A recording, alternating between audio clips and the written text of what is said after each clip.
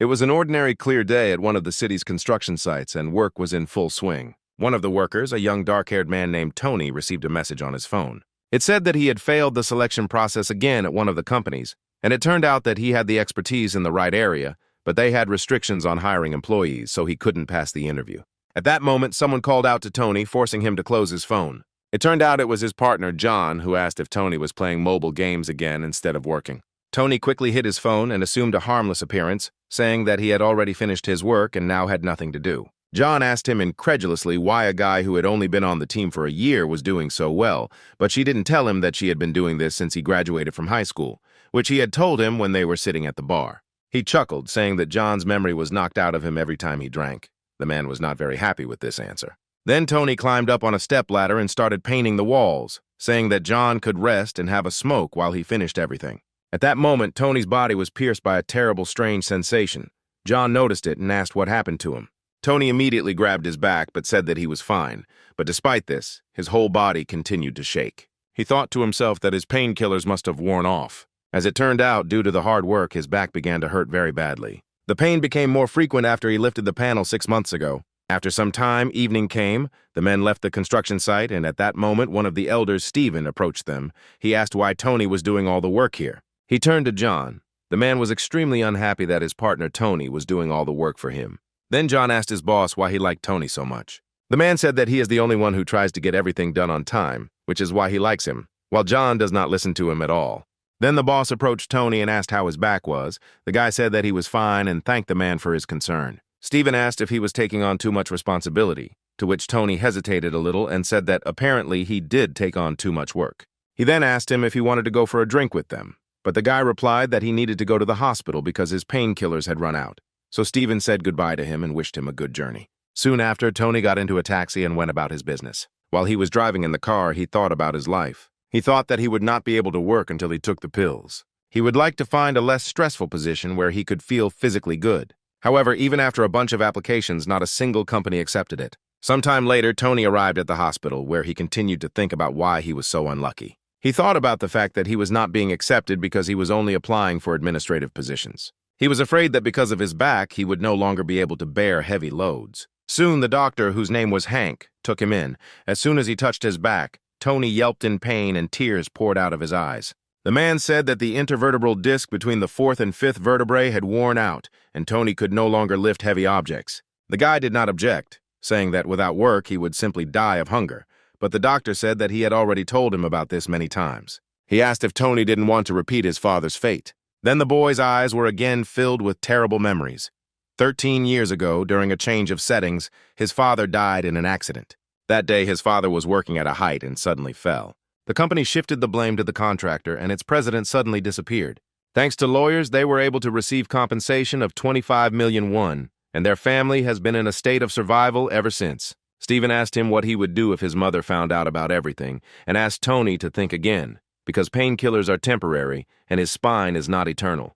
The young man said that it was very difficult for him to find a position with such high pay. The doctor said that in that case he had nothing more to add. Then he suddenly shouted at him, saying that if he was going to continue like this, he might as well not come to him anymore. He asked the nurse to take him out and said that with this attitude he was not going to see him in his office anymore. When Tony left the office, Hank picked up his phone and opened the banking app, then transferred 2 million won to a woman named Hannah. Then he leaned back in his chair, sighed, and thought to himself that Hannah's life had gone downhill after she met her husband. Tony soon arrived at another hospital where his mother Hannah was lying in one of the rooms. He sat down next to her bed, thinking to himself that he was a real idiot. He then asked the woman if it was painful for her to go through all these procedures. Hannah said that she was fine and didn't want her son to worry, and then she asked him if he was the one who sent her the money recently, adding that she was fine and didn't need that amount of money. When Tony asked her what money, she showed him her phone screen, which showed an incoming transfer of 2 million won. The guy didn't know what to answer. He didn't understand who made this transfer. He suspected that it could have been the construction manager, the foreman, or Uncle Hank. Then Hannah asked her son how he was doing in the company, to which the boy replied that it was not difficult for him at all. He was doing quite well, even though he had only finished school. The woman sighed, saying that she was very sorry that her son was having a hard time and that she could not even support him because of her illness. Then Tony suggested that she sleep, seeing that she was already quite tired, to which Hannah replied that she really did get tired very quickly lately, but now her son was next to her and she couldn't just go and fall asleep. Tony said that he would be with her and she could rest. Then he took her hand, and then the woman agreed to get some sleep. After a while, she discovered that Tony had fallen asleep on the bench next to her bed. Then she got up from her bed and covered him with her blanket. She thought to herself that her son was completely stupid. He smelled the same as his father did when he was still alive, the smell of someone working on a construction site, so she couldn't help but notice what he had been doing all this time. She promised herself that she would definitely overcome the disease and help her son, who now, unfortunately, was trying to do everything alone, for which she was immensely grateful to him. Soon, a new day dawned and Tony returned to the construction site. Some of the workers were already sitting in one of the workrooms. The gray-haired man, who was one of the bosses, noticed two guys approaching the building. It was Tony and John. The hero greeted Kevin, his boss, and he asked what happened to John, had he not washed himself. The man said he had a little to drink yesterday, so Kevin told him to get to work as soon as he got himself together. He said that if they saw any Elsung group workers today, they should avoid them. He then turned to Tony and asked him to bring him a cup of coffee with 1 spoon of sugar. When they sat down at the table, he asked the guy how he felt. He replied that everything was the same, but he was only getting worse. Then Kevin asked him if he wanted to become a carpenter. They really missed them. He said that in that case, instead of 110,000 won, he would receive 150,000 won. Tony replied that he didn't mind, but he was afraid that his back wouldn't be able to take it. Kevin praised him, said that he would work until the end of his work and really appreciated this quality in him. Tony thought about how that money clearly wasn't from his boss. Then he thought about how hard it was for him to work, but he knew what he was doing, walking around and causing him pain and discomfort. And now there is some unknown person who is sending money to his mother. Then he decided to call Uncle Hank. He thanked him for his help, saying that he had guessed that it was he who had sent his mother the money. He said that he would definitely repay him for his kindness, and then Stephen asked if he had really never left the construction site. When the doctor realized that the guy was still working there, he yelled at him, telling him to finally listen to him and quit. After that, he hung up, and at that moment, Tony's back was again pierced by pain. The guy was upset that his uncle was constantly lecturing him. At that moment, a strange message appeared on his phone. He was extremely surprised by what he saw there. It was exactly what he expected after 200 refusals. The message stated that Elsung congratulated Tony on making it to the second round of interviews, and they were expecting him in the office in a few days. At that moment, some strange blue screen appeared in front of the young man. When he looked up, he saw that there was a strange inscription written on the screen which said that his wish had come true. The hero did not understand how to react to all this. He reached his fingers towards the screen, but his hand just passed through it. The guy didn't understand why this screen didn't disappear and why he could see things like this. He suspected that he was starting to go crazy. Then suddenly the system informed him that he had joined the Elsung employee course and asked him if he wanted to start training. At that moment, he approached one of the workers and asked him for a favor. The man thought that he just wanted to ask him for a cigarette. He pointed ahead and asked if he could see the sign hovering above him. Then the man suddenly screamed, asking if he had gone crazy or if he had simply had a drink somewhere since early morning. Tony quickly apologized to him and left. Why did he run inside the building? He realized that no one could see this thing. He understood why the man reacted that way, because he would also be taken aback if someone talked to him about such a thing, because he really is the only one who can see this nonsense. Then he went into the restroom and stood in front of the mirror. The screen was not reflected in the reflection either, but it was still hanging over him. Tony thought that this was complete madness. He assumed that he was just dreaming all this. He wanted to get into this company, but this strange training was something incomprehensible. He saw it in TV series, but it was still difficult for him to accept what was happening to him. All this, however, becoming a part of a large company was his dream. Then he decided that he would undergo this training no matter what it cost him. The system told him that if he gave up halfway through, he would lose his memories of the course. But Tony was determined. He said he was willing to take the risk, and then the system told him that as a reward he would get a job, and gave him a skill called Potential Employee View. When Tony moved away from the mirror, he realized that everything was swimming before his eyes. While he was trying to come to his senses, the system informed him that the skill evaluation and work efficiency skill can identify possible problems with prolonged use. A debuff called unsuitability appears, so Tony should only use this skill when necessary. After some time, the hero went to the bookstore, still thinking that he did not understand how such a skill could affect the environment. He then decided that by using this ability, he would be able to see something, and after that, he approached the stand with books. He closed his eyes, preparing himself to use the skill, and soon decided to try it. He opened his eyes, mentally trying to activate the gaze of a potential employee. However, the longer he looked at the books, the more clearly he realized that nothing special was happening. Soon the system appeared in front of him again. It said that this skill was only available in the buildings of the Elsung Group Company. Then he shouted out loud, saying that this system had too many demands. He ended up buying a bunch of books from that store. However, before unpacking them, he went to a construction site to test his skill. When he opened it, He saw that in 2 of the 12 books, some paragraphs were glowing bright green.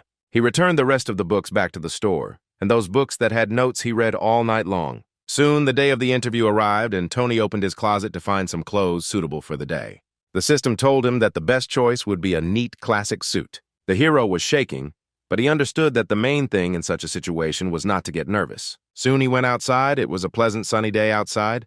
The hero sat down at the bus stop and continued reading the book, which had notes in it. He continued reading it even while on the bus. Although the constant pop-up messages irritated him, on the other hand, he realized that they weren't helping him much. Soon, one of the company's employees informed him that the interview room was on the 2nd floor. However, Tony suddenly heard the company workers, a man and a woman, quietly talking to each other behind him. The woman told him that this guy has 90-80-61, which is excellent.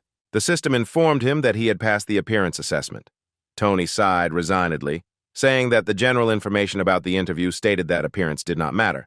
Elsung Group gave free rein to the applicants, but at the same time carefully assessed their every step. The company held a significant position in each of the areas, including fashion, logistics, real estate, tourism, etc., and was frightening in its scale. Soon, Tony and the other candidates went to the interview room, where they took their places and had to take the test. Many of those present were very nervous, not knowing how to answer the questions. There is a big difference between those who know the answers to questions and those who don't. At least in this respect, Tony had an advantage. Soon, men and women entered the office. The girl introduced herself as Kimberly, saying that she joined the company in 2017 and would be assessing skills today. The man's name was Connor. He said that he had been working for the company since 2014 and would be helping candidates with testing. They knew that some of the candidates had traveled from far away, so they asked if anyone had had any inconveniences on their way to the interview. Then one of the candidates raised her hand. She wanted to ask something. She said that she had come from a long distance, and then added that in many companies, all travel expenses are covered by the employer, so she would like to know if their company pays for the trip. Tony didn't think to himself that no company would want to hire a candidate with that attitude. The next moment, the system informed them that the girl, who was a potential employee, had been excluded. He then realized that he needed to continue recording his results, but he thought that the test had 200 questions, and he wondered if he needed to solve them all or if he should make a few mistakes. There was half an hour allotted for 200 questions, and soon Tony realized that he had a minute left. He decided that he did not have to do the entire test. He did not know who gave him this ability, but he decided that it would be a sin not to use it. He must do everything in his power. When the test was over, he went to one of the establishments to meet his colleagues from the construction site. Then Stephen asked him why he didn't come to work yesterday. Since Tony never missed a day of work, Stephen assumed he had a girlfriend, so he suggested that he take her somewhere decent. Tony apologized and thought to himself that if he said that he had gone to an interview at a large company, he would be considered a rat. Stephen laughed, saying he was just a young guy, and then added that he now realized where he was spending all his hard-earned money. Tony didn't think about the fact that he had become very close with the foreman and the others, and if it weren't for his back, he would have continued working there. At that moment, the blue screen appeared in front of him again. The system recommended that he be prepared for the results of the interview. The system said that there was a specific task related to the interview. The general task required him to prepare for the final interview. He was waiting for an interview during which he would have to answer the director's questions. Tony was a little angry. He couldn't believe that the system was offering him a meeting with the director himself, but the punishment for not showing up was a change of construction site. Stephen was distracted from his dinner by the sound of his cell phone. As it turned out, it was his boss, Kevin, who was calling him. He asked him to arrange a meeting for him and Tony. Stephen said he would send a guy to him right away. He then turned to Tony, saying that the boss wanted to talk to him. He smiled, asking what was wrong, since Tony didn't look surprised at all. Tony sighed, saying that his boss was paying him, so there was no point in avoiding him. He then left the establishment, realizing that he needed to meet and talk to the boss. Soon, Tony came to the construction site. The atmosphere between him and Kevin was quite tense. The man then said that he had tried his best, and therefore tomorrow Tony would work as a carpenter for the foreman. The hero asked him why he made such a sudden decision. Then Kevin screamed, asking where else he could find someone like Tony. He asked him what he would do without the carpenter. Then the hero replied that he was fine with it. Kevin said he would find someone who could paint the walls, but finding a carpenter was not so easy. He couldn't lose someone like Tony. The hero was very annoyed by the fact that the boss shouted at him for so long it was impossible to talk. At this point, the system told him that he had a side quest open. He needed to listen to the boss's story to the end, since the boss considered him a good person. The hero was not very happy with this task, but he had no choice. He turned to Kevin, asking him to be a little quieter. He said that he would listen to him, and then he himself would need to tell his boss something. Kevin then said that now that he didn't have a second carpenter, he couldn't complete the construction plan. Because of this, he loses millions of won a day. Then he shouted again, saying that Tony couldn't leave. The hero thought about it. He was only guessing. But in his opinion, it was 100% his fault. He decided he had to back off, so Kevin asked him to help him for at least a week. Tony was reluctant to agree, but decided that he would help him, but only for a week. Kevin immediately became happy and thanked him, saying that he was trying to take care of him. He thanked the guy for coming to him. Then he said that this was the only time he asked him for something like this. He took his phone out of his pocket and called the president, saying that everything was decided and he would be able to complete the plan in a week. Within 7 days, they would finish the construction. Soon evening came and the workers asked the boss how everything went, and he said that everything was great. Soon, 2 men approached Tony. One of them was his boss, Steven, and next to him stood a man he didn't know. Steven asked him to come down, telling him to say hello to the director of the El Sung group. Tony did not get down from the stepladder and shook the man's hand, saying that this was their first meeting. The director said that his name was Charlie. He began to worry when he learned that the construction plan was in jeopardy, and thanked Tony again for his help. And although the hero grinned, saying that he was glad to help, he thought to himself that he was only here for a week, since his back was already starting to give out. Then Charlie said that he was going to the office the day after tomorrow, and since this was his last time there, he offered the men a drink. However, Tony looked away in embarrassment, saying that he couldn't go because he had a meeting scheduled for tomorrow. After work, he went back to the hospital to see Uncle Hank. As soon as he left for the office, everyone else in the hospital heard a terrifying scream. The doctor tried to fix his back, but the situation was already so dire that any touch was accompanied by incredible pain for Tony. Then he told him to go to the second floor for physical therapy. Tony's eyes filled with tears of pain. He was very worried about the fact that he had an interview coming up, and the doctor continued to reproach him for not caring about his health at all. The next day, Tony nevertheless came to the El Sung group for an interview. He and 2 other candidates appeared before the directors, and the hero introduced himself by saying that his name was Tony. When he looked up, he saw a familiar man standing in front of him. It was Charlie, the same company director he had met the previous evening.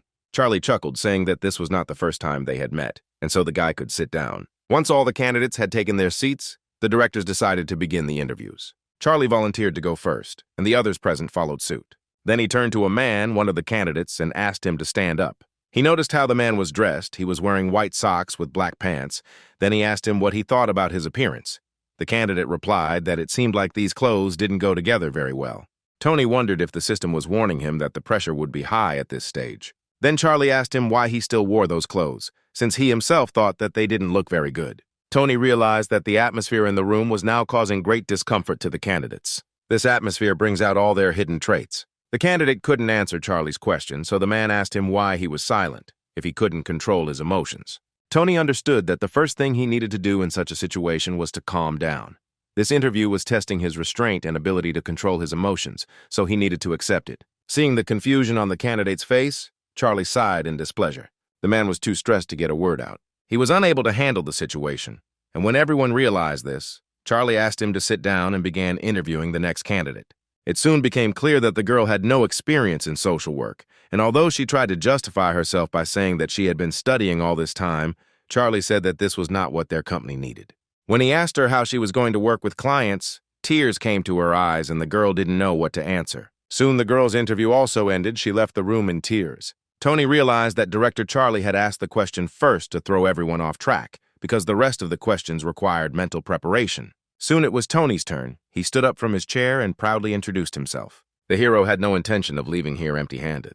Then Charlie asked him what his education was. The hero replied that he was a banking specialist, but Charlie knew that he had not attended university. Tony said that he actually didn't have a college education.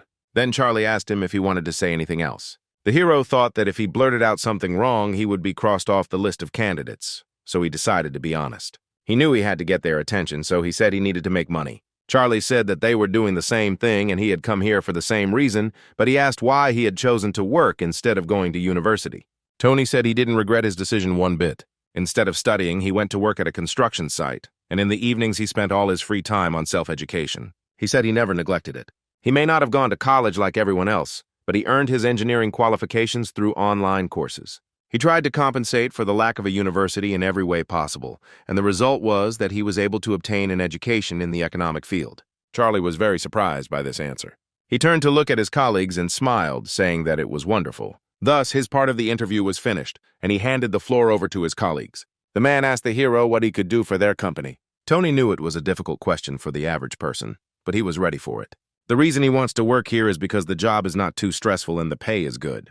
This way he can pay his mother's hospital bills and not have to worry about what he will eat or his health. He will be free. Then he said that as long as it does not contradict the laws and norms of society, he is ready to do anything. Then the man asked him why he had put forward such conditions. Tony said that otherwise the image and future of the company that gives him the order will be destroyed. He supports the honesty of the company and its contribution to the development of the country. Only by fulfilling these conditions will Elsung Group move in the right direction in accordance with its goals. The hero knew that this was not the perfect answer. He just had to convince them that there was no such thing as a perfect answer because this interview was designed to see how people behaved in stressful situations. The man then decided to ask him the next question, asking if he had a girlfriend. Tony said he doesn't have a girlfriend. It just so happens that there are practically no women around him. He said that if a man had someone suitable, he would be happy to meet this girl, to which Charlie laughed. He then reported that Tony had done an excellent job in the interview. He said that the interview was over and all candidates could go. Soon evening came and Tony returned to the construction site. Steven approached him, surprised that the guy had come here. He waved his hand and said that he had a lot of work to do in the control room today. He noticed that Tony looked a little strange, so he asked him what was wrong. The hero wanted to tell him what was really going on, but at that moment their conversation was interrupted by a strange sound.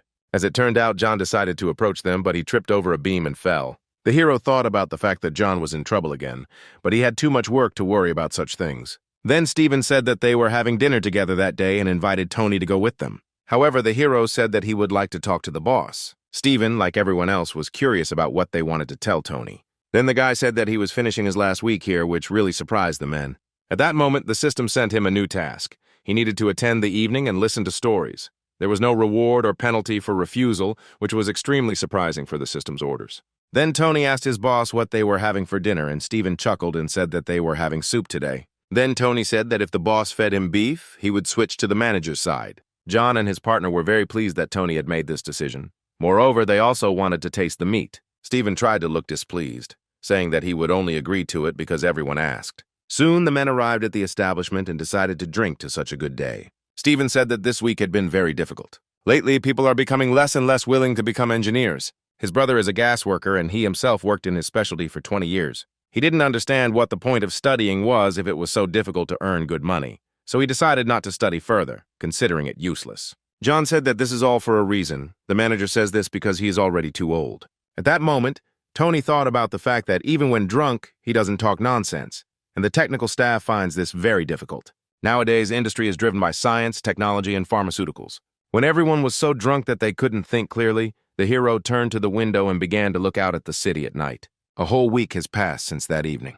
Tony was at the Elsung Group when his boss called him and asked why he hadn't shown up for work. Then Tony said that yesterday he had talked about taking the day off because he needed rest. However, Steven insisted he asked Tony to come to work, as he had not slept all night and did not want to work alone. However, Tony said that he would not be able to go out and would not come tomorrow. And before the manager could answer, he hung up. At that moment, one of the company's employees approached him and said that she would take him to the debate site. She said that the second interview is a discussion between 10 people.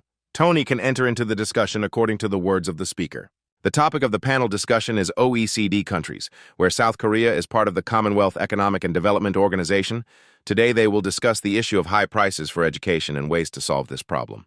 When all the candidates arrived in the room, the host announced that when answering they should raise their hand, state their number and name, and only then speak. Tony then realized that this was exactly what he had been worried about, since this topic required a broad background in social work. He mentally thanked the group leader for the invaluable experience. Soon, the man leading the debate made notes on his tablet and said they needed to begin. Tony looked up confidently, preparing for the group interview.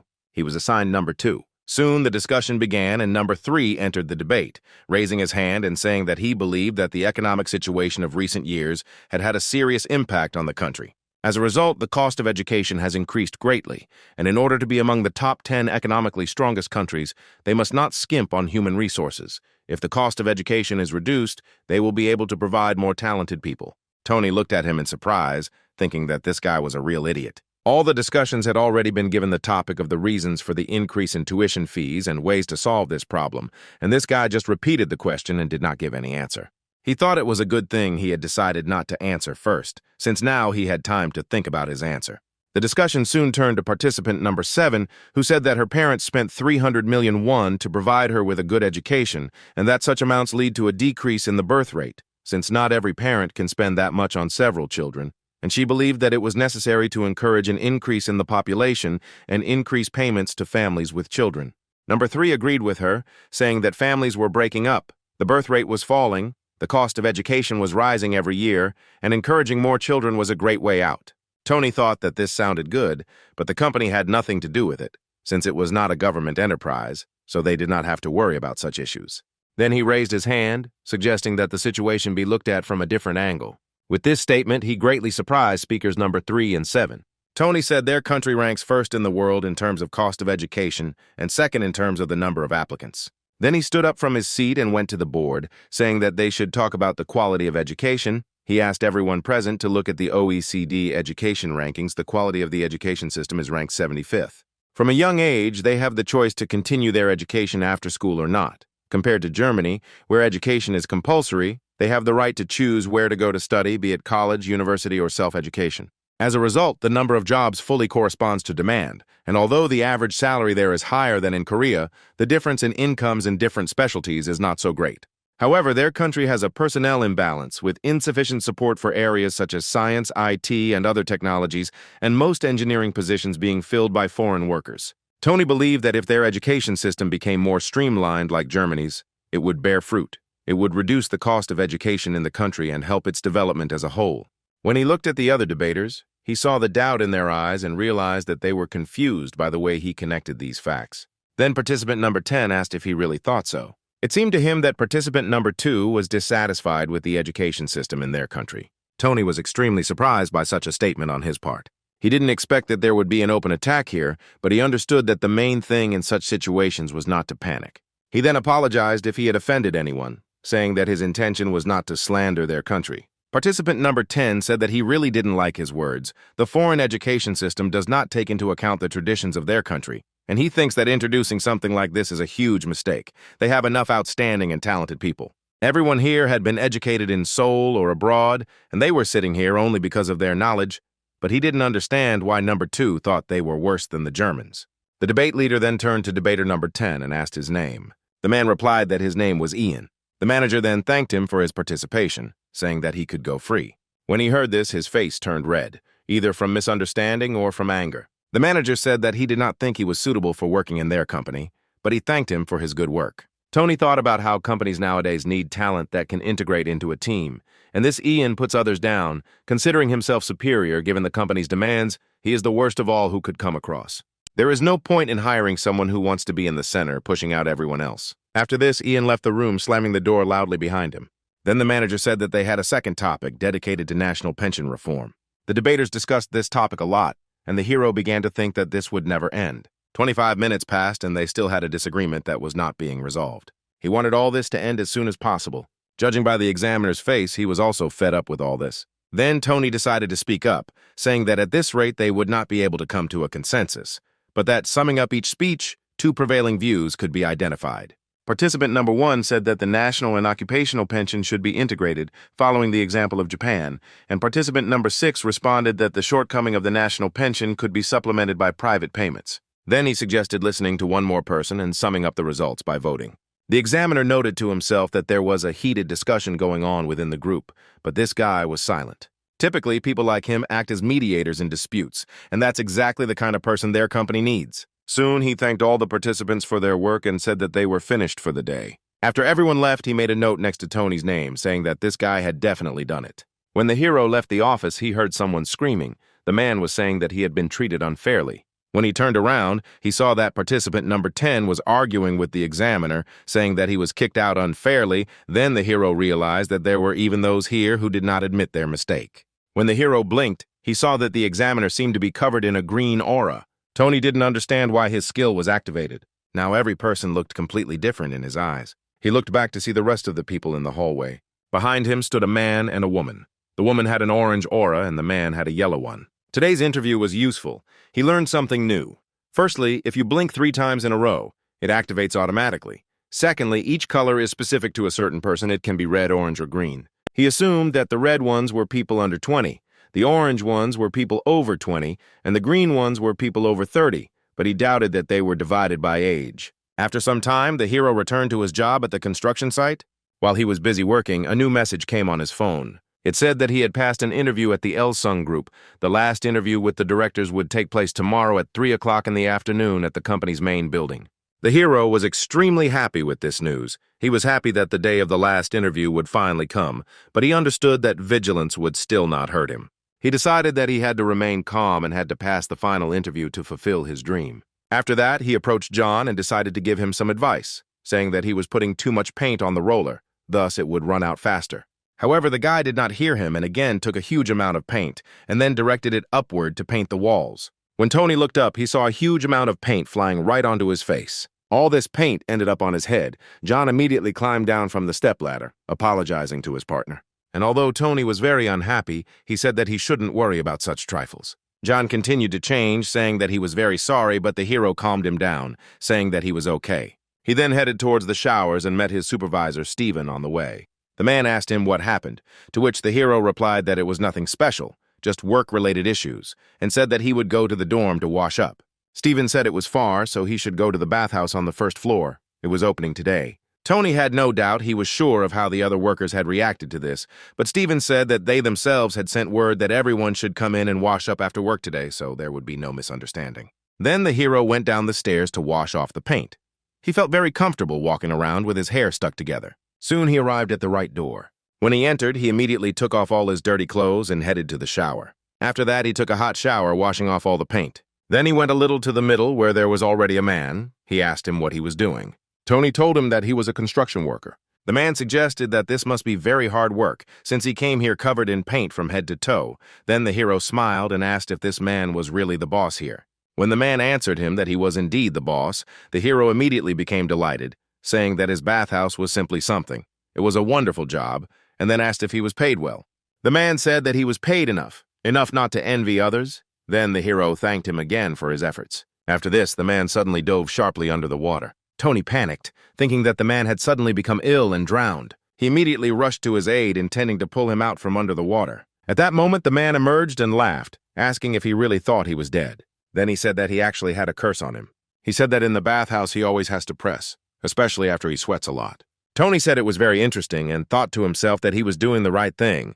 You can't identify possible inconveniences for customers without testing it yourself. He said that the man was an excellent specialist in his field and looked very healthy, to which his friend told him that he too should take care of his health, not forgetting to exercise and eat well while he was still young. Then he suddenly stood up, saying that it was time for him to go. Tony wished him luck and health, saying that he hoped that everything would go well for him. The man smiled and said that he also hoped that everything would be fine for the guy. When Tony left the bathhouse, a man in a suit followed him in. He headed straight inside the bathhouse. Once inside, he called out to the president, who turned out to be the same man. He said the closing ceremony was in 40 minutes and asked if he would go to it. As it turns out, President Christopher really did have a curse after the construction. If he didn't take a bath here, an accident would definitely happen within a year. The man hoped that everything would be fine this year. Soon, the day of the final interview arrived. The hero tried to be as calm and collected as possible. The system informed him that all he had to do was pass the final interview, but Tony was unhappy, saying that it was not that easy. When the system told him that he just had to trust, he sighed with displeasure, saying that since it wasn't going to help, he would do everything himself. He needed to remember everything, from the company's past to the events of today. He soon accepted the company and greeted everyone present, thanking them for giving him a chance. Then the committee chairman asked Tony to sit down. The hero thought about the fact that the system told him not to worry, but at a meeting with directors and luck will not work.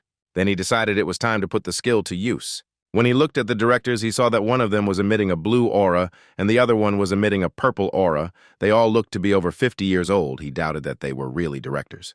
Then the only man said that Tony had applied for a management position related to credit and banking. The man approached another principal, saying that this guy had not attended college or university. Then he asked how he was able to get an education himself. The man said that this guy must be very good to have made it this far, and asked the assistant to give him the results of past interviews. Soon all the directors saw that Tony had received top marks in the interview. They were extremely surprised that he did better than graduates from the country's most popular universities. The assistant then leaned over to one of the directors and said he thought this guy could be classified as an SSS. This group usually includes relatives and descendants of the chairman's family or ordinary mortals who have reached their level. The director then turned to Tony and asked what kind of job he would like to do. The hero said that he would prefer an office job, but whatever activity they assigned him, he would be happy. When the director said that Tony couldn't go, why, the hero was extremely surprised. Then the director said that the interview was over and thanked the guy for his work. When he came out, they began to discuss whether he could be a relative of the chairman or someone from his entourage, and decided to thoroughly check this information. One of the directors suggested that he had been deliberately disguised as an ordinary economist so that they would not suspect anything. Another man agreed with him, saying that the chairman's policy was precisely to start from the very bottom. It was all too suspicious because the HR department noticed it first. They shouldn't make mistakes either. They assumed that a person from the SS group had come to them. The story moves to an expensive building. A young man came to the office of his father, who was extremely unhappy that his son decided to show up after so much time. He said that he had failed. Although he had prepared for so long, such shame had never happened in their family. The young man said he was very sorry and asked his father to give him another chance. When the man started yelling at him, saying that he had not shown up for the interview and had failed, the young man clenched his fists in anger.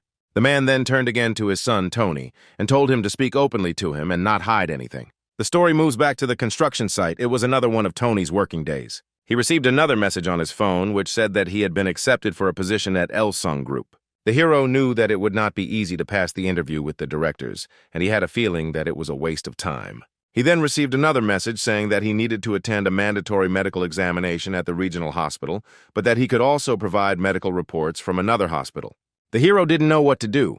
He wanted to get a job in the company because of his back, but now he doubted that this would not become a hindrance. Then he decided to go to the hospital to see Uncle Hank.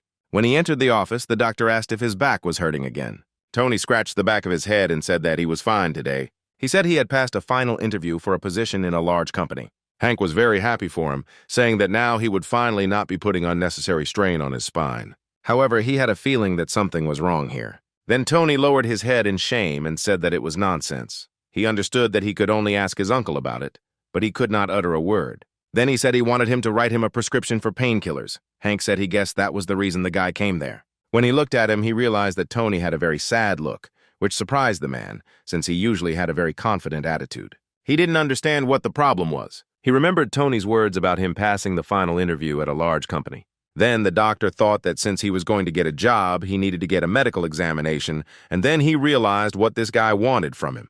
He understood that if he was caught, his license would easily be revoked. However, Hank suddenly started typing something on his computer, thinking that this guy was just like his father, making everyone worry about him. Soon after, the hero went downstairs to get a prescription from the nurse, and then she handed him something else. As it turned out, it was a disc. At that moment, the hero heard Hank's voice from behind him, and he decided to congratulate him once again. He said that the guy would pay for his medications as soon as he received his first salary. Tony smiled, realizing that his uncle had helped him a lot. Soon the hero went back home. He received another message from the company, which said that he had passed the general selection of personnel at Elsung Group.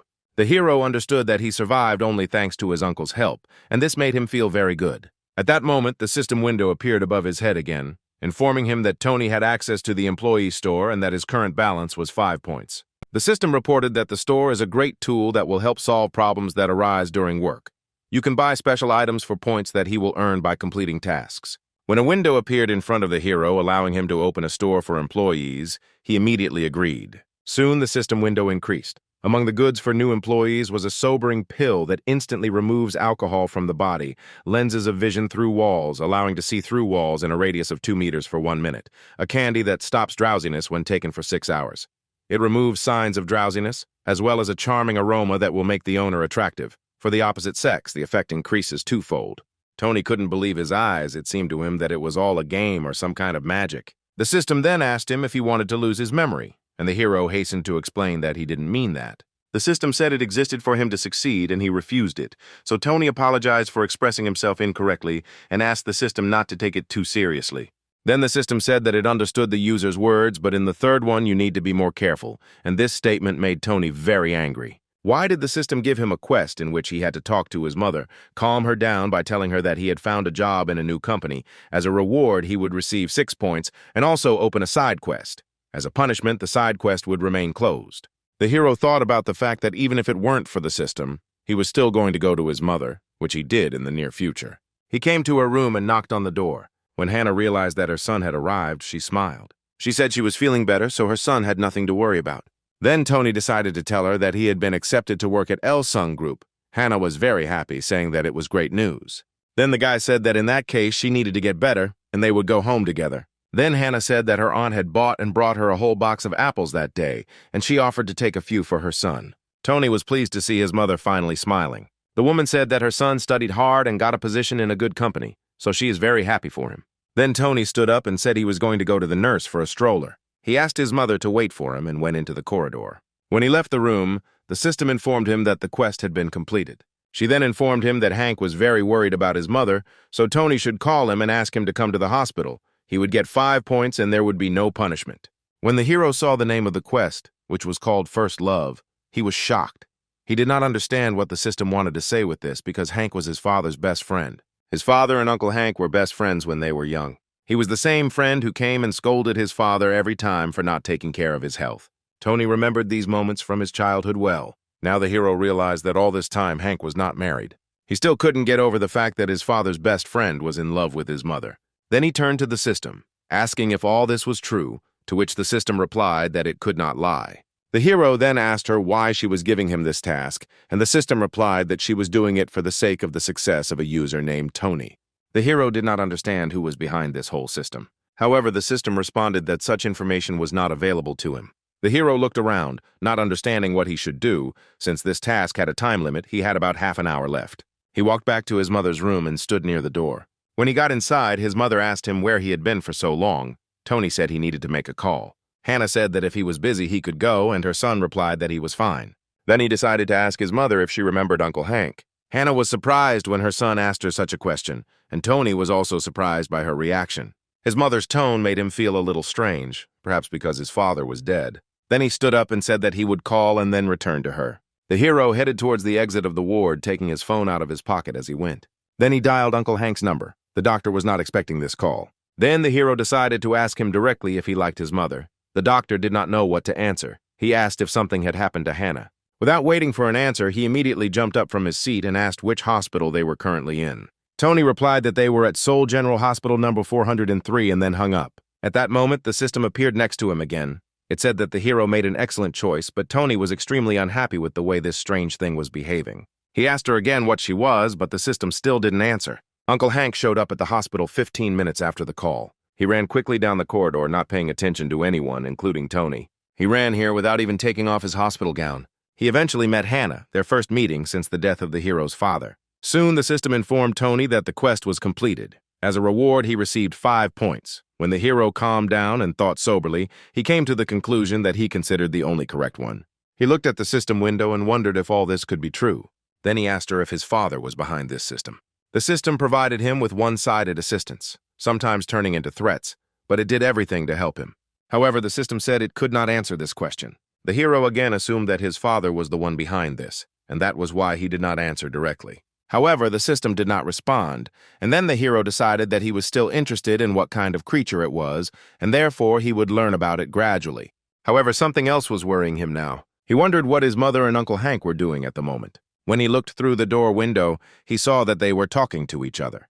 The hero did not hear the conversation, but he saw that there was a smile on his mother's face. Uncle Hank was smiling too, and the hero had never seen such a sincere smile on his face. The system again informed the hero that he had made a good choice. Soon it was 10 p.m., at which point all guests had to leave the hospital. Hank left the room and saw Tony behind the door. He assumed that the guy was eavesdropping on their conversation, but the hero said that he just came here. Then the doctor approached him and apologized for his behavior. However, the hero said that he had nothing to apologize for. Hank said that in any case he was grateful to him for his help and for calling him, and now it was time for him to go. Finally, Tony asked him again if he liked his mother.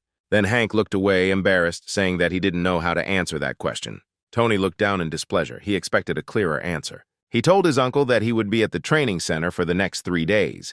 His aunt sometimes came to visit his mother, but he would like his uncle to come sometimes too. He paid his mother's medical bills and sent him to the company for a medical checkup. And now the hero realized that all this was not because of his friendship with his dad, but because of his mom.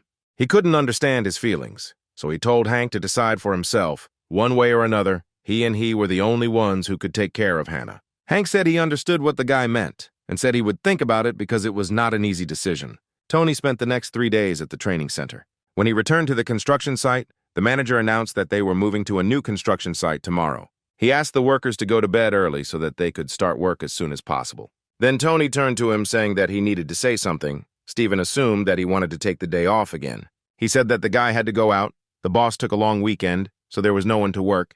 Then the hero said that he found a new job, and so he had to go. Steven screamed, asking how much he needed to pay him to get him out of this idea. He asked if it would be enough for him if he got $4 million a month here. Then Tony apologized for what he said earlier. He said that he had passed the final interview at Sung Group. At first, Steven couldn't believe his ears. When he realized that Tony was actually serious, his face contorted in shock. Then Tony said that he wouldn't be able to come out for his shift tomorrow. Steven was extremely surprised that he didn't even go to university, and yet he got an interview at such a big company.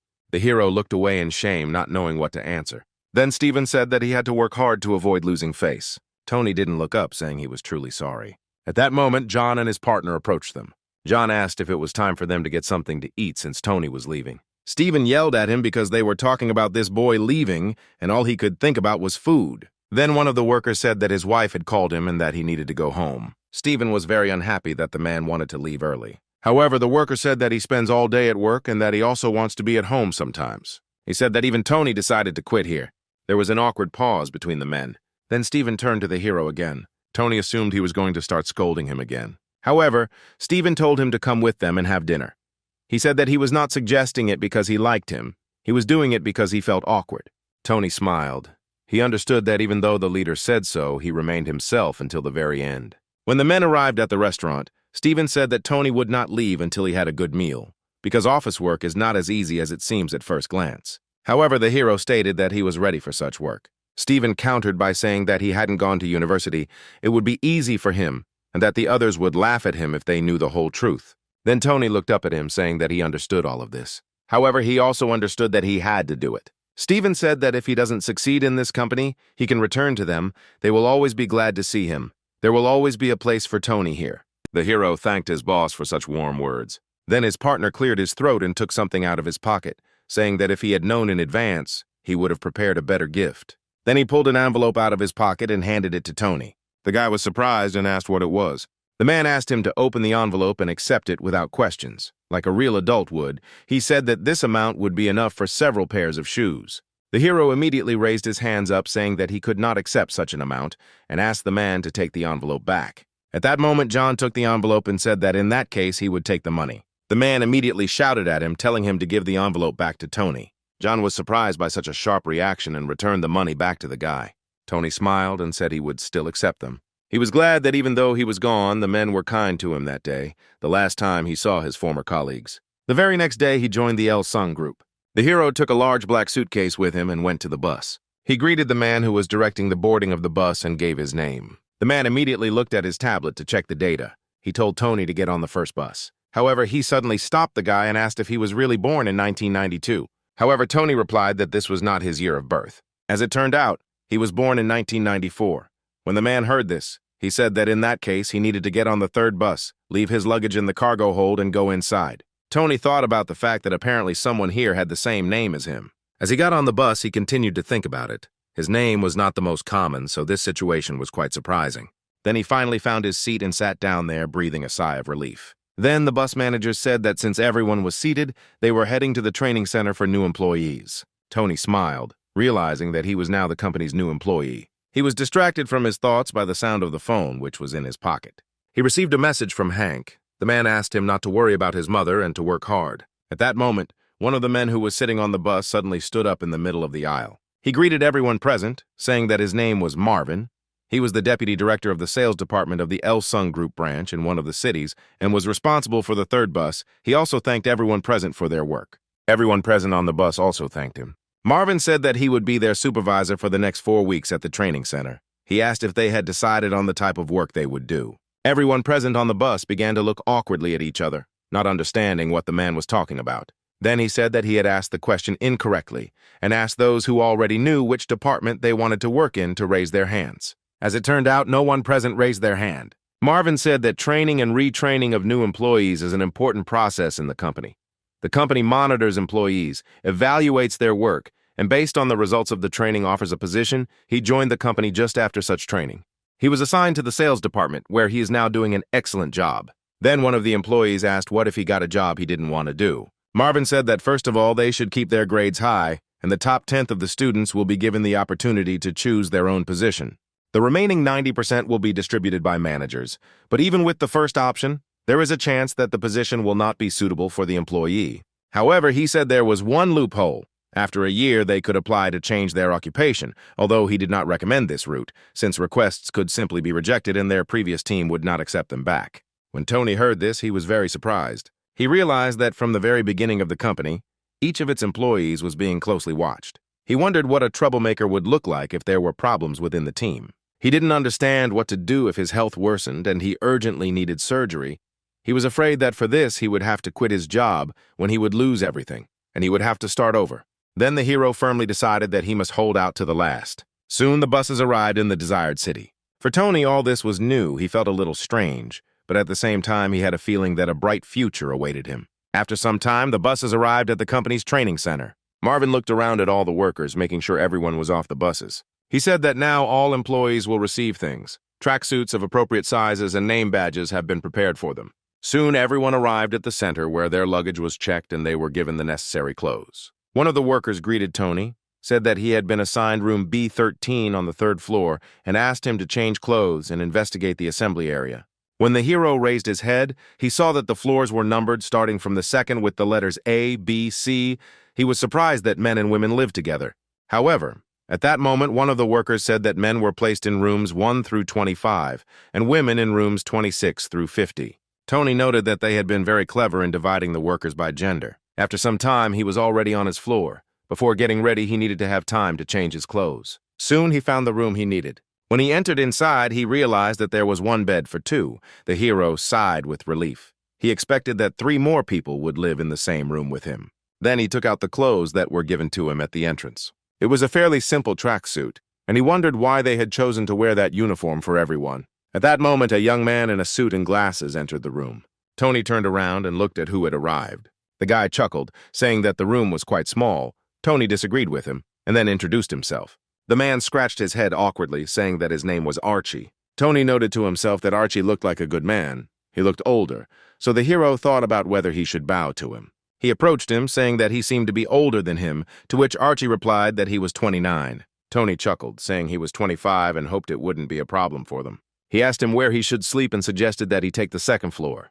Archie said that in that case he would stay on the 1st floor and thanked the guy for his concern because the 2nd floor was too much trouble. Tony said that it was no big deal since they would have to live together for a whole month. Then Archie was surprised that Tony got a job so early. Because he was only 25 years old, he was surprised that Tony graduated from university in 3 years. Then the hero said that he received a degree in lending and banking, so he really did get an education earlier than the others. At that moment, loudspeakers throughout the building turned on, and a voice said that the interns were expected in the main building hall in 10 minutes. The man said that they had little time left. Archie chuckled, saying he felt like they were in the army. Tony agreed with him and then suggested that they go to the gym or they would be late. After some time, the hero noted that the first day was quite good. The managers apparently want to check the attendance. More than 260 people gathered in one room to listen to the speech. The man who spoke on stage said that before they began training the company's new employees, the director of training wanted to say a few words to them.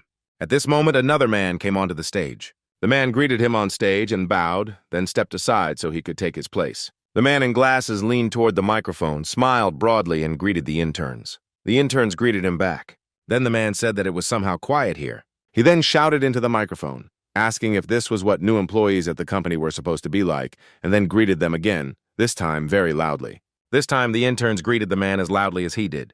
The director said that until last year, he was the executive director of the El-Sung Group head office. His name is Philip. He was appointed to the El-Sung Group Training Center earlier this year. He said their group is among the top 5 companies in South Korea, but they were at the bottom at first. The 60s were difficult years. Philip went to Japan to hone his skills, and then he asked the trainees if they knew where the first refrigerator was made in South Korea. One of the interns raised his hand and said that it was made at El-Sung Group Electronics. Philip said that this was the correct answer. It took them 4 years to develop and create the first refrigerator. They went through a process of trial and error. Refrigerators were very expensive in those days, but now everyone has this household item. Tony reflected on the fact that the director of the training center's speech was built around the history of the company. In particular, he spoke about her past and future. At this point, Philippe declared that from this day on, the trainees were not just new employees, they were the entire future of El-Sung Group. From the moment they entered this training center and throughout their career growth, they would be El-Sung Group people. So he suggested that starting from tomorrow, they should try their best for the future of the company. Soon the interns met Marvin again. The man said that lights out starts at 10 p.m. After 10, each of the interns will be on duty on the floor in shifts. He said that the interns should elect a floor leader who would be responsible for organizing their work. Then he asked for a raise of hands for those who wanted to take on the responsibility. Tony decided that he should try to take on the role of head boy. Some other interns also raised their hands. Tony looked around and saw that besides him, several people also wanted to try themselves in the role of a headman. When he turned his head the other way, he saw that his roommate, Archie, had also raised his hand. Soon the decision was made, and after that, all the interns went to their rooms. However, Tony was a little unhappy. It was his first day here, and he was already dying of boredom. He had no one to talk to since his roommate had become the floor leader, and he was left all alone. As it turned out, Marvin actually chose Archie as the head boy and thanked everyone else for their activity. He said that the duration of the headman's work is 1 week, after which they will discuss the pros and cons of his work, and this role can also be voluntarily left if a person feels that he is not coping. The trainees said that everything was clear to them. Then Tony decided to leave his room and thought about what he should do. He looked around and saw that the interns were talking with their colleagues. He thought maybe he should take a shower since the rooms had no toilet, no kitchen, and no shower. There was a shared laundry room, shared shower, shared toilet, and so on. There were cameras in the corridors, so everything was under surveillance. However, the hero still decided that he should take a shower. He decided that all this was trivial. While working on a construction site, he experienced much worse conditions. Often there was nowhere to wash clothes, so they slept in them on the floor. In the dusty rooms, he ate noodles with beans, so it was not such a big problem for him. When he found the shower, he realized there weren't as many people there as he thought. The others seemed uncomfortable.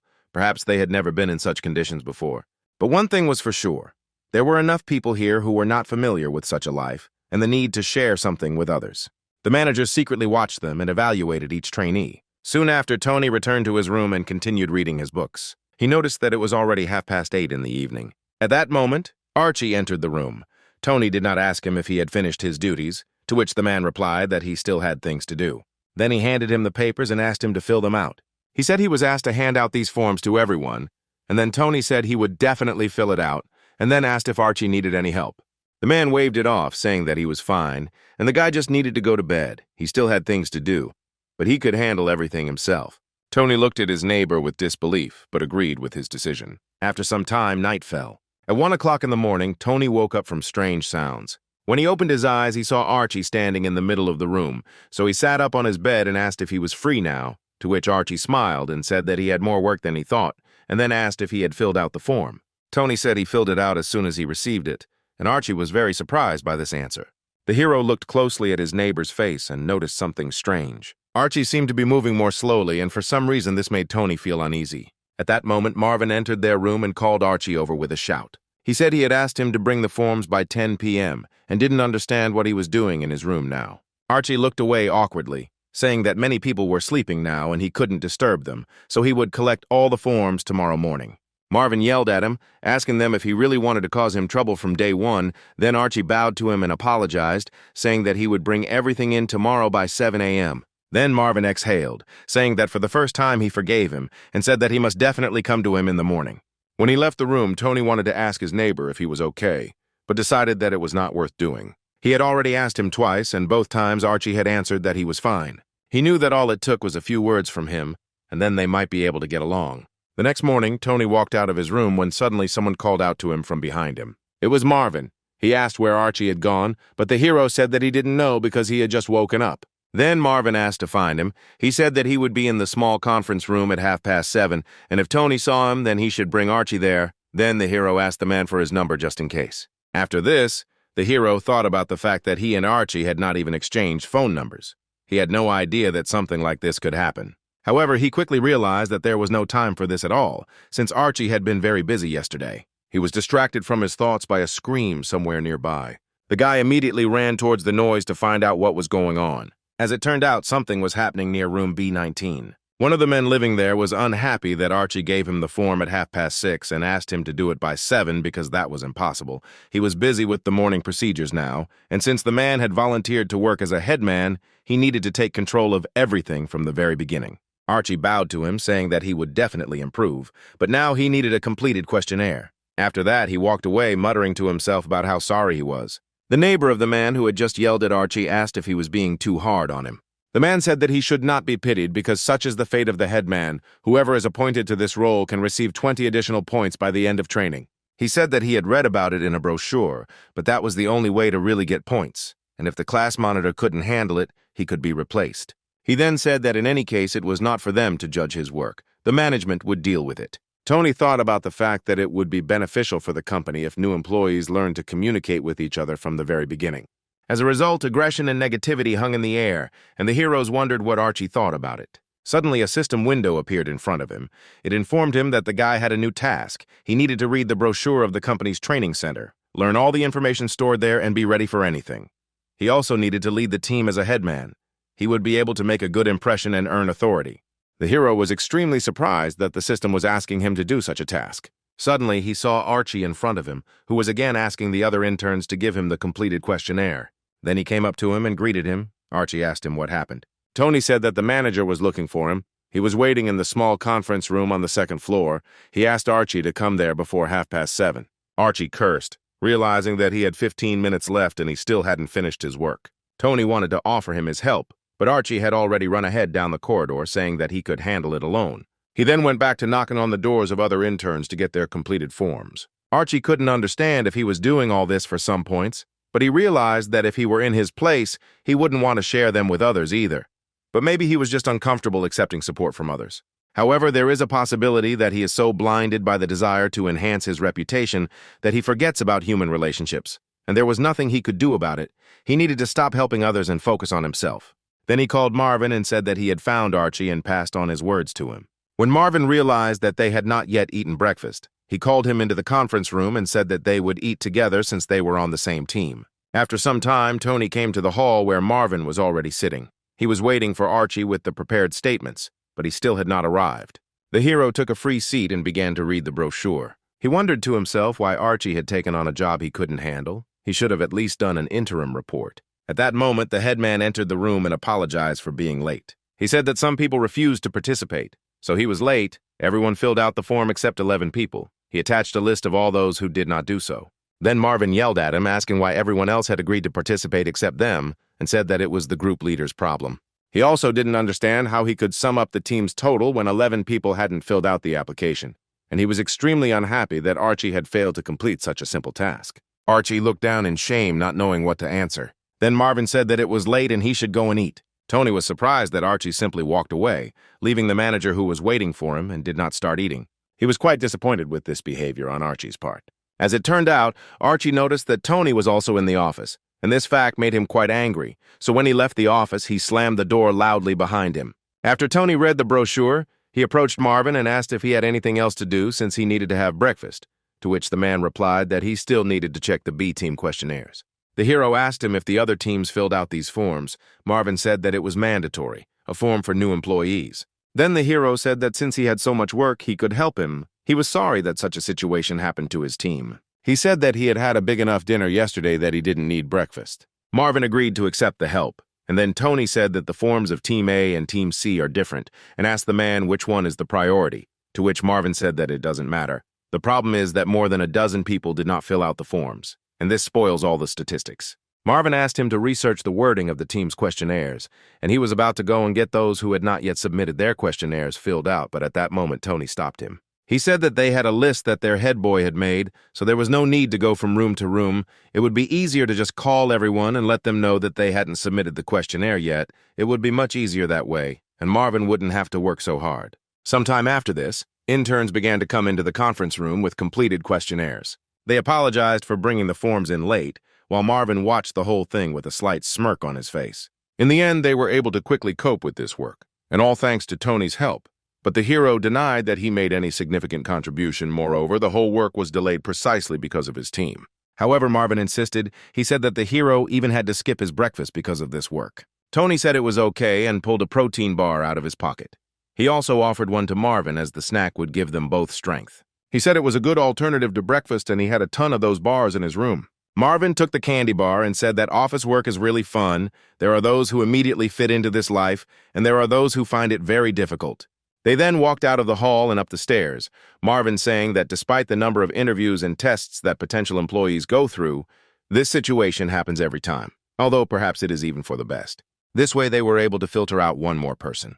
Then he smiled again and said that he had to work in the morning, but he was not even hungry, so he and Tony decided to say goodbye.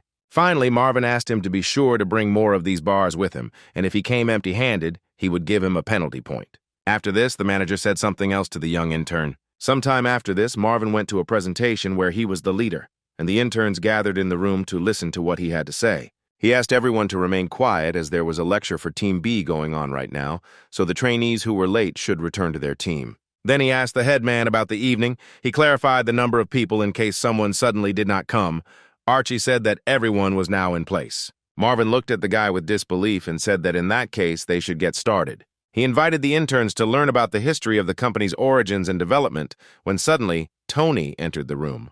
Everyone present immediately turned their attention to the late intern. The hero awkwardly scratched his head and apologized for being late. Archie was surprised to see that his roommate actually showed up to the conference. When Marvin saw the intern, he smiled warmly at him. Then he extended his hand towards him and asked him to come closer. As Tony approached him, he turned back to the audience, saying that before they continued, he had something to say. He said that Tony would be taking over as head boy from now on and asked if anyone had any objections. The hero himself was extremely surprised by this decision, but the system informed him that he had completed the task and received a reward, 5 points, and the store's reputation was increased to 20.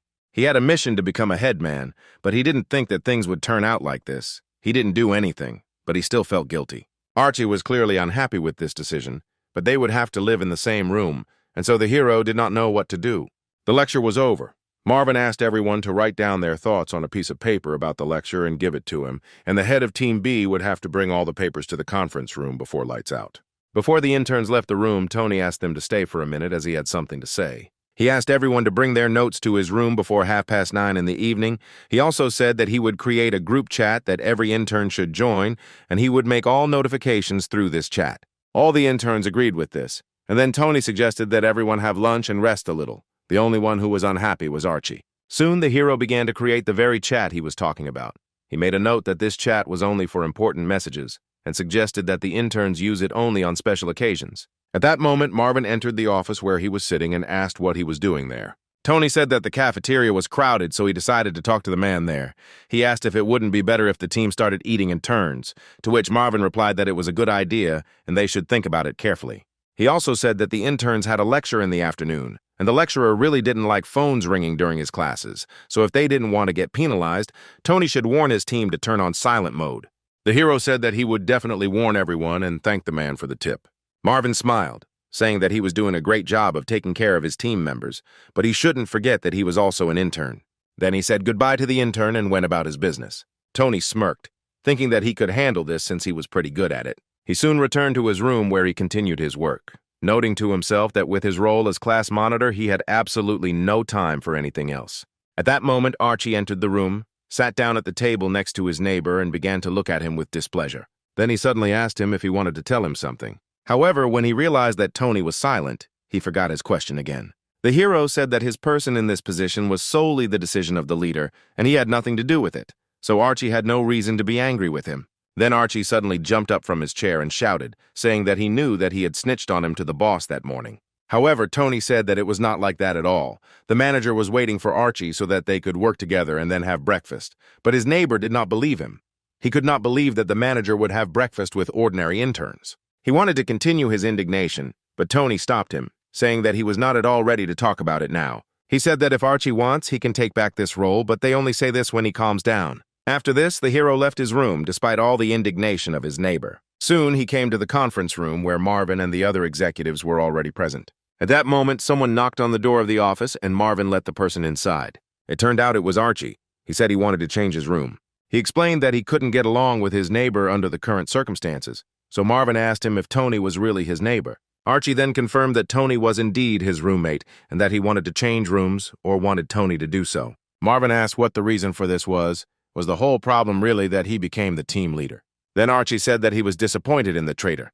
Even now, Tony came here only to lick the souls of the leader. At that moment, one of the leaders got up from his desk and approached him, trying to calm him down. Marvin was surprised that he called Tony a traitor. Then Archie screamed, saying that stealing someone else's position is real betrayal. He dreamed of this job and tried to prove himself in the role of the headman, but Tony hung around Marvin and took this role for himself. Then the hero got up from his table and went to his neighbor, asking him to calm down and talk about this problem in private. He apologized to the managers and opened the door so that Archie could go out with him, but his neighbor had no intention of going out. He said that he was currently talking to the manager.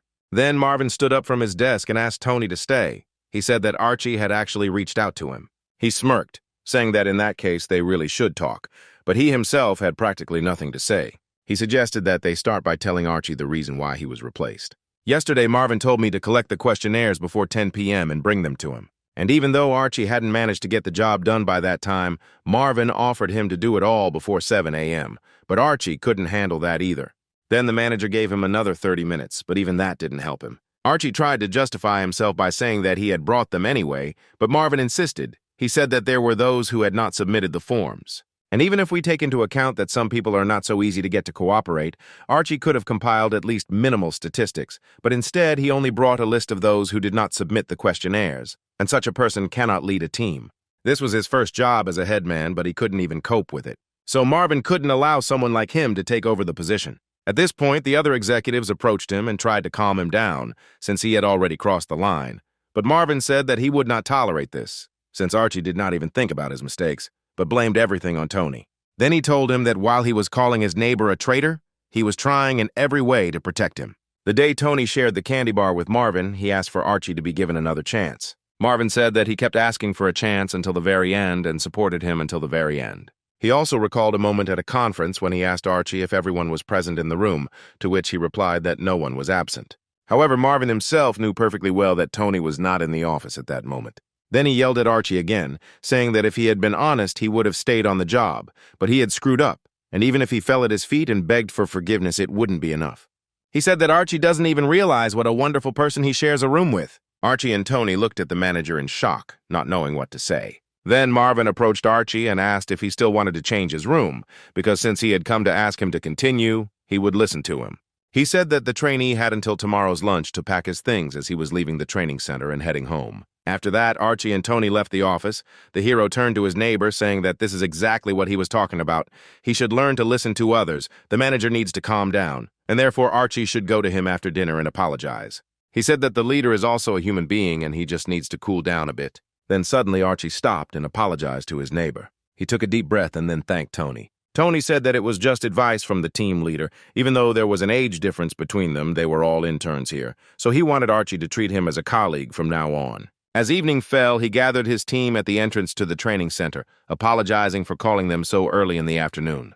He asked them if anyone was familiar with Il-sung group gymnastics. At this point, there was a deathly silence. Apparently, none of the interns heard about this. Then Tony said that as soon as he read the company brochure, he realized that this was a very important thing. Of the 1,000 points that trainees can earn during their training, 50 can only be earned in one way. Teams A, B, and C compete with each other, and those who show the best results will receive 50 points. He reminded them again that only the best interns had the opportunity to choose their own occupation, so it would be a good idea for them to practice so that their team could win. Luckily, Tony himself knows gymnastics and can record a video for them, so he asked his team to spend some time after dinner doing it. As the team leader, he promised to strive to ensure that his team had the best. He apologized to the interns again for keeping them late and asked them to come by 9:30 and not to forget about the reports they needed to prepare. When the interns left, they started discussing the meeting with each other. They thought that they would only get 50 points if they were very lucky, but most agreed that they had chosen a great class monitor this time. When Tony heard this, he smiled warmly, mentally thanking the boys for following him. However, he suddenly realized that he had already been delayed quite a bit, and so he ran inside the building. There was only one person left standing on the street, and that was Archie. Even though he had apologized to his neighbor a few hours ago, he looked extremely unhappy again. Soon the hero came to the office where Marvin was supposed to be, but he did not see the man inside. When he peered deeper into the office, he saw that Marvin was there after all, squatting with his colleague and looking at something. Tony immediately realized that it was a broadcast amplifier, so he asked the man to let him look at it. He also gave him the sheets of paper that he was supposed to collect from his group. He said that after the last lesson, when the former class monitor was late, the rest of the trainees did everything fairly quickly, but 2 people still hadn't turned in their forms. After a few moments, Tony said that he had it all figured out, which surprised the other men since they had no idea what to do with the thing.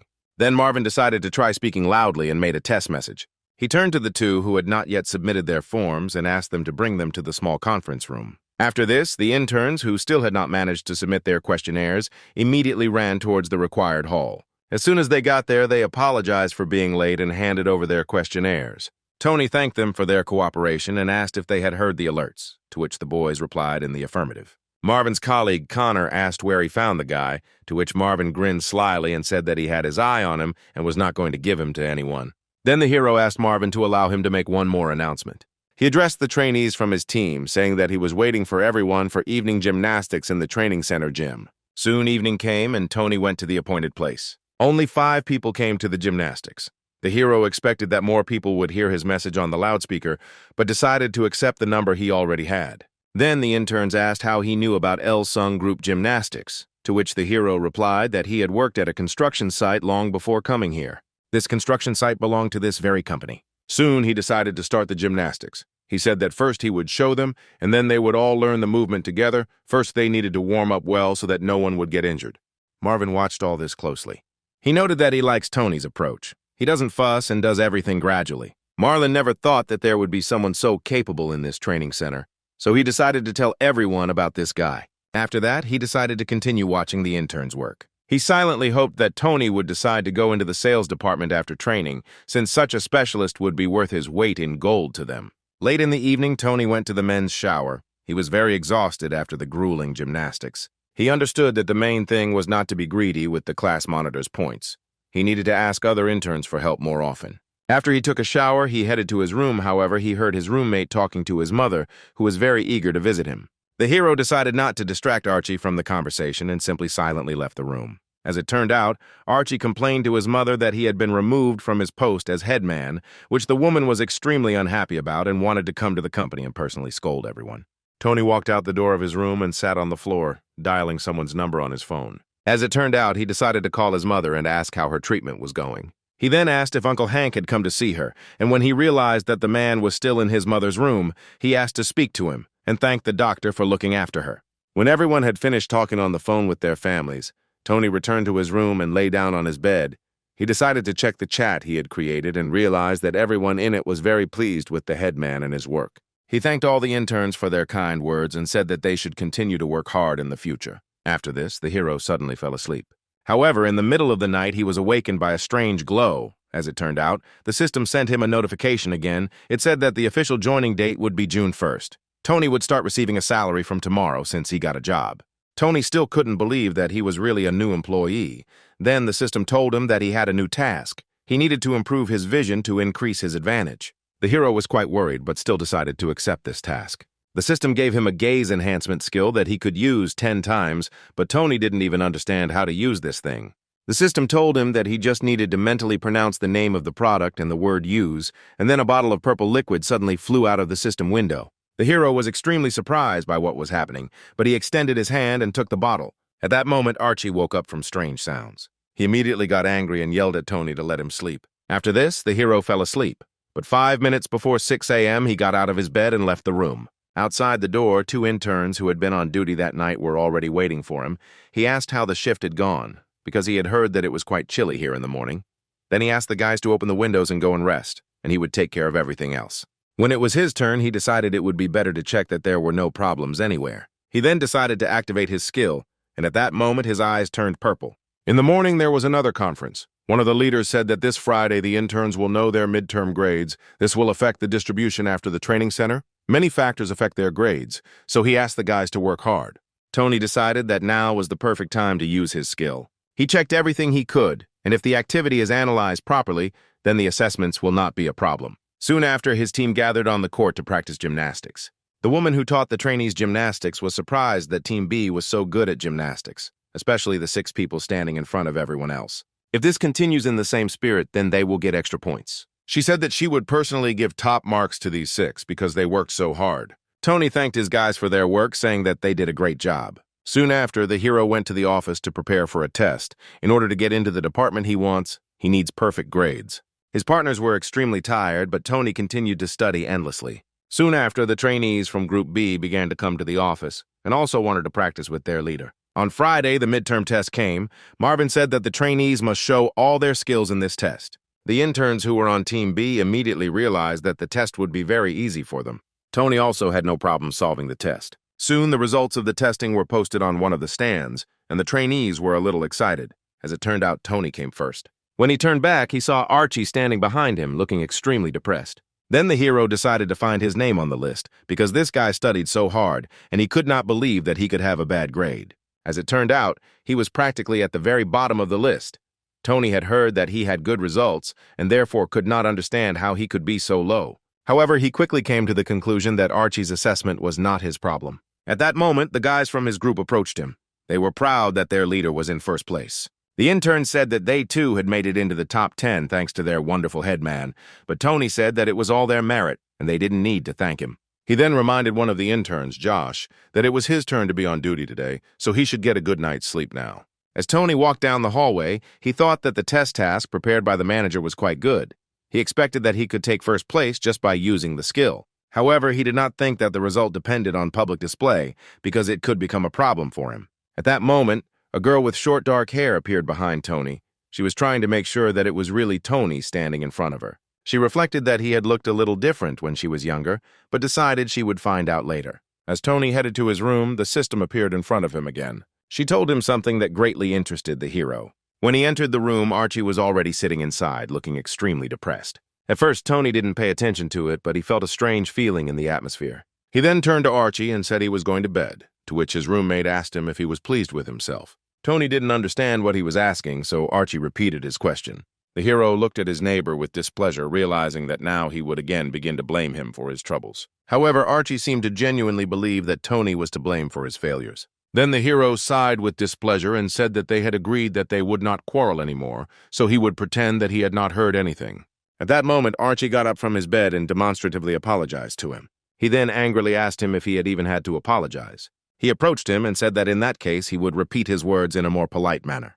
He said that it wasn't enough for Tony to steal his post. He also decided to grab the first place in the ranking for himself. The hero countered by saying that his grades were at the bottom. Archie had the worst score on their team, but Tony in his place had nothing to do with it. Archie said that this wouldn't have happened if he had remained a prefect, and maybe he was only at the bottom because the leaders were unhappy with him. Then he suddenly shouted, saying that the leader was blind. He turned to Tony without asking what his relationship was with him. He assumed they were friends or something since he personally appointed him as the team leader. He then suggested that Tony simply gave him the money. The hero was so shocked by his words that he asked him to stop talking such nonsense. When Archie tried to point his finger at him again, they suddenly put out their hand and hit Archie on the arm. He asked how much longer he was going to slander him, and then added that he had nothing to do with any personal relationships or bribes, and if he was accused, he would like to see evidence. Then Archie suddenly grabbed his hand, saying that Tony had just hit him. He hunched over, pretending to be in great pain, and began screaming throughout the room. He then fell to the floor and began rolling around, talking about how much pain he was in. Tony closed his eyes in displeasure, saying that he was patient, but there was a limit to everything. Then Archie stood up and asked him again if he had just told him that he had crossed the line. He again blamed Tony for being at the bottom. The hero tried to object, saying that he had nothing to do with it. Then Archie yelled at him, telling him that he was a real freak and now he had a chance to get kicked out of here because of him. Then he suddenly started shouting, saying that he was not going to give up just like that. After that, he started screaming again, saying that Tony was beating him. Not wanting to listen to this nonsense any longer, the hero left the academic building. He sat down on one of the benches and decided to listen to music. However, he was in a very bad mood, so he soon removed the headphones and remained sitting in silence. At that moment, an unfamiliar woman in a business suit approached him and asked if he was that very Tony. The hero looked at the woman and asked who she was. The girl bared her teeth, saying that he was being rather insolent. However, the hero still did not understand what she meant. Then the girl asked him if he had bribed the leader Marvin. She asked if he was really so eager to get the position of headman. When the hero realized why she was getting at it, he immediately got up from the bench and said that he didn't know where she heard this nonsense, but he doesn't do such things. The girl then said that she had a suspicion that the director, Marvin, had rigged the test results. Tony just walked past her indifferently, saying that he understood where this situation was coming from. He assumed that this woman was related to Archie. Then the woman threatened him. She told him to be careful with his words because she could make him fly out of the training center. Tony said that it was an interim test for employees. The manager had no reason to influence the results because he was loyal to the company. Then the girl said that something like this could harm the El-Sung Group company, and they also had circumstantial evidence, and maybe it was just a hoax, but it could lead to serious consequences.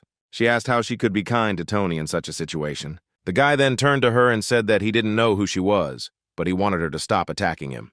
The girl said that he, like no one else, knows what an attack is. Then Tony asked what the manager had to do with it, because if he correctly understood the reason for her complaints, then he had nothing to do with it.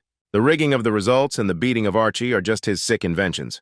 All of this is obviously complete nonsense, for which there is not the slightest evidence. He was more than sure that they had no good reason to accuse him of this lie. Then the girl screamed at him, saying that she could easily make him fly out of the center without even saying a word. She said that Tony himself was to blame for getting involved in all this. Trying to remain honest, he was very inconsiderate. And even if this whole situation is just a rumor, no one will believe him, since everyone knows what Archie's parents are up to. A guy with no money and no experience shouldn't get involved with someone who has plenty of both, so she has every reason to blame Tony. The hero repeated, saying that he had no problem with information leakage, and the result of the midterm assessment was just an assessment of their abilities. They have no connection with the manager Marvin. They first met at the training center, and as for the bribe, he simply doesn't have the money. He barely received a diploma in credit and banking.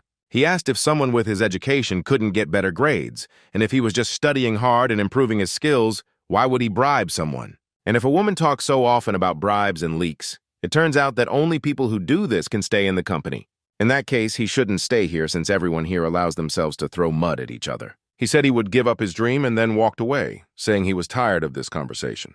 The girl shouted after him not to dare leave and then asked if he knew who she was. At that moment, a black car drove up to the training center. A woman in a long orange dress came out from there and started screaming that her son had been beaten and no one had done anything, and that unfamiliar woman immediately ran up to her.